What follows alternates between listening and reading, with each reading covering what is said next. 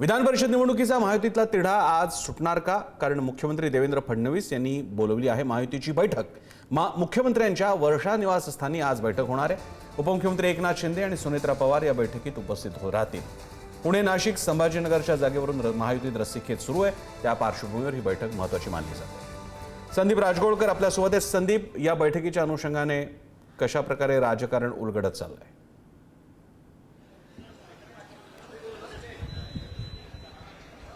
सलग दुसऱ्या दिवशी आज प्रसन्न सर ही बैठक होते असं म्हणता येईल, कारण काल रात्री वर्षा निवासस्थानी भाजप नेत्यांची एक महत्त्वपूर्ण बैठक झाली होती। मात्र महत्त्वाचं हेच आहे, आता काही वेळापूर्वी पंकजनं सांगितल्याप्रमाणे उपमुख्यमंत्री एकनाथ शिंदे हे धक्कातंत्र वापरण्याची शक्यता आहे आणि 7 जागा त्यांची जी मागणी आहे त्या 7 जागा त्यांना द्यायला भाजपचा तीव्र असा विरोध आहे आणि भाजपच्या नेत्यांनीच विरोध केल्यामुळे आज पुन्हा एक आता बैठक बोलवण्यात आली आहे। आज वर्षा निवासस्थानी मुख्यमंत्री, दोन्ही उपमुख्यमंत्र्यांची बैठक होईल। उद्या खरं तर दिल्लीला जाणार आहे कांद्याच्या प्रश्नावर शिष्टमंडळ, ज्यामध्ये तीनही पक्षांचे नेते असणार आहेत आणि एकनाथ शिंदेंनी म्हटलेलं आहे थेट एनडीएचा घटक पक्ष असल्यामुळे मी दिल्लीत भेटेन। मात्र हे दबाव तंत्र त्यांचं यशस्वी होतं का हे बघावं लागेल। महायुतीमध्ये हा एक पेच निर्माण झालेला आहे काही जागांवरून, कारण राष्ट्रवादी काँग्रेसनं दावा केला आहे, शिवसेनेनं देखील दावा केला आहे। मात्र भाजपच्या सूत्रांकडून जी माहिती समजते प्रसन्न सर, त्यानुसार 12-4-1 असा फॉर्म्युला सध्या तरी तयार करण्यात आलेला आहे। मात्र 4 जागांवर शिवसेना ही सहमत झालेली नाही। त्याचबरोबर राष्ट्रवादी काँग्रेस देखील एका जागेवर समाधान मानायला तयार नाही। राष्ट्रवादीनं 3 जागा मागितल्या तर शिवसेना